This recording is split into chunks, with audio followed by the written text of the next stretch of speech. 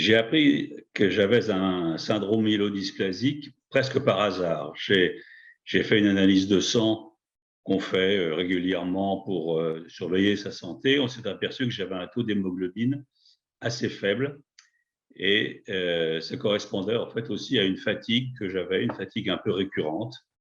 Et on a donc diagnostiqué ce syndrome myélodysplasique, qui est pour moi un défaut des cellules du sang qui fabriquent des globules rouges.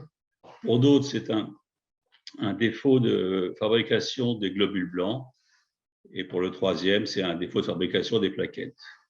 Pour moi, l'incidence que ça a surtout, c'est la circulation de l'oxygène dans mon corps, dans la mesure où les globules rouges permettent la circulation de l'oxygène dans le corps. Donc, quand moins vous avez de l'oxygène, plus vous êtes fatigué, parce que vos muscles, enfin toutes vos fonctions ont besoin d'avoir de l'oxygène pour travailler correctement.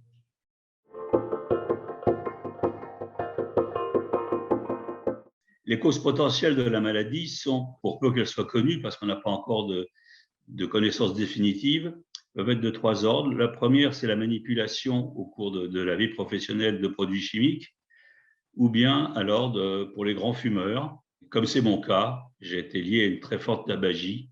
C'est une des possibilités qui ont conduit au développement de cette maladie, pour moi.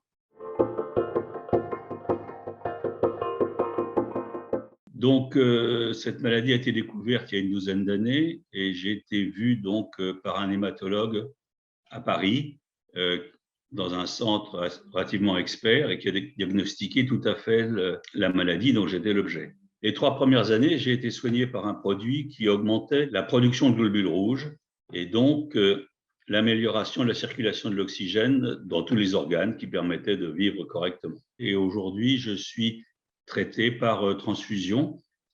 Donc on traite en fait l'aspect de la maladie, mais pas du tout la cause de la maladie, sachant que cette maladie, pour l'instant, n'est pas, entre guillemets, guérissable.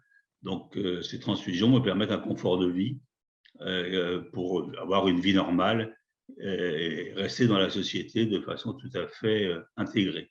J'ai donc des examens réguliers, hein, donc des analyses de sang tous les lundis matins pour vérifier mon taux d'hémoglobine, qui détermine ou pas si je vais avoir dans la semaine une transfusion, plus tous les ans, une ponction de la moelle osseuse qui se fait au niveau du sternum, qui est assez douloureux puisqu'on aspire un petit peu de moelle, et suivant l'analyse de la moelle qui vérifie en fait si la maladie progresse ou pas, si le taux de blast, qui est le blast étant une cellule qui permet la naissance des globules, si le taux de blast, je dirais, inopérant augmente, ce qui n'est pas le cas, j'ai donc ce qu'on appelle une myélodysplasie de bas risque.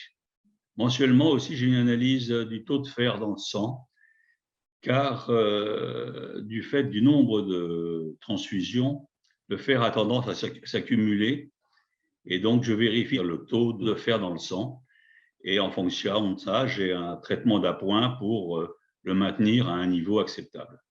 C'est à peu près le seul médicament que je dois prendre dans cette maladie.